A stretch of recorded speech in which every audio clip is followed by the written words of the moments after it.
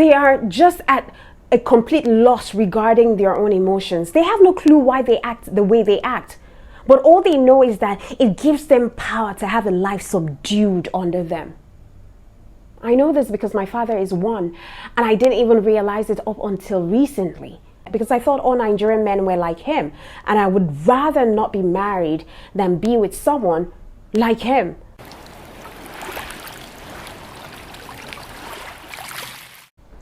Now, how do narcissists destroy their own relationship? I think they like it slow and sweet. Narcissists don't blast you into oblivion. No. They don't blast you at once. They don't destroy you in one go. That's not their style. That's not their nature. Nor does it provide them with the much needed supply. All right? Narcissists maximize the potential you have to fuel them.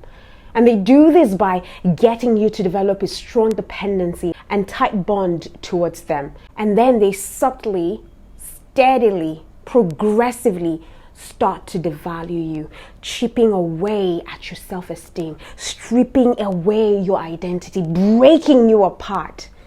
And it is done so craftily that you hardly realize what's happening to you until you've lost or nearly lost your mind. And you no longer recognize yourself. It's all about getting the best and the most sustained juice out of you. A narcissist will sentence you to death by 1,000 cuts. Look, there is no denying the fact that everyone has a level of narcissism in them. Because we at some point have exuded some narcissistic behavior. But you see the ones who are narcissistic but don't even know that they are. They're the ones that you should pray you never get married to or to never have kids with, because they will drain every ounce of joy and life out of you. In their eyes, they never do wrong. But every other person out there are the ones who is at fault for every mishap that happens in their life. The truth is that most narcissists aren't aware of their behavior, which is why their rage can seem out of place or out of control.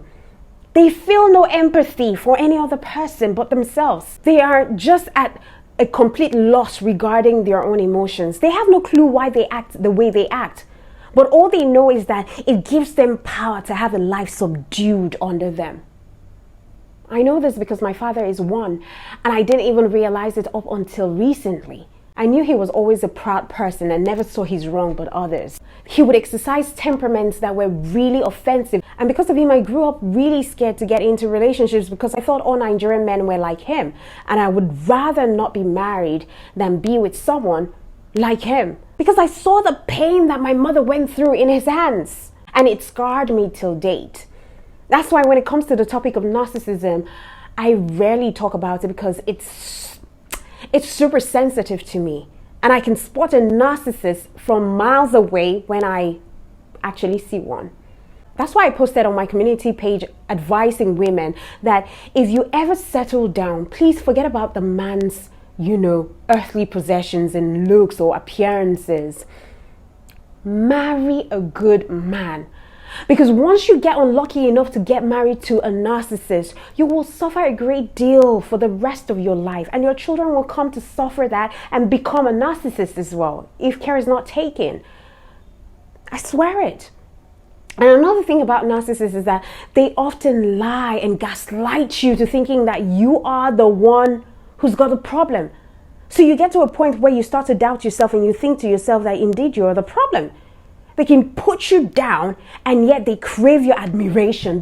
Oh my God, it is a toxic kind of life to be with such a person like that. Trust me, these are attempts to control you because they artificially boost their self-esteem by exerting their power. And the sad thing about a narcissist is that when you finally find yourself and you know the truth about them, they will destroy you because they destroy people that they cannot control. Once they've had control over you and you've seen yourself, you've seen the light and you're trying to save yourself from that trap, it will infuriate them and get them to destroy you if they cannot control you. There is no escaping this fact unless you do something about it. And the funny thing is that we often see these traits from the very beginning, but we ignore because we're scared of being alone. My dear, it is better to be alone than to be miserable with a narcissist. They will make your life miserable till they die. They can make you commit suicide. They can sap the living daylight out of you, and most of them will first control you by cutting your extended family so that you have no room to seek for help outside them. When a narcissist realizes your refusal to be controlled, they panic because their demands are no longer met.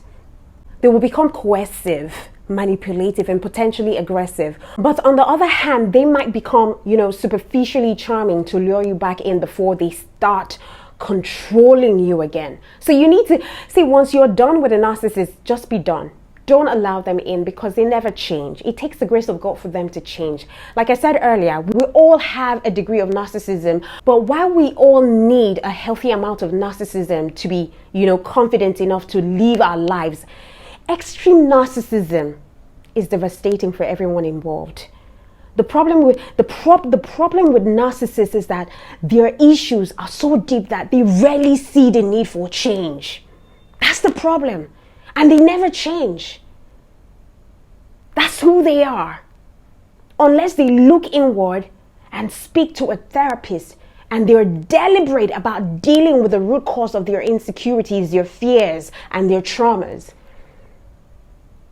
What they will do to you is that they will only put you 6 feet below the ground. They would run and ruin your life. So this set of people, men and women, are the worst humans to live with because nothing you do will ever please them. They take pleasure in watching you lose yourself for them while they bask in your misery and your weakness and your codependency. So run for your dear life. Even when you try to run, they still pose danger for you because it means you're trying to make him lose control over you. And that's terrifying for a narcissist, because when a narcissist can't control you, all the pain from the past comes up to the surface. They panic and they become reactive and they become abusive. And most narcissists attract some of us because, they're charming and they're successful. They can also attract us because of our own issues.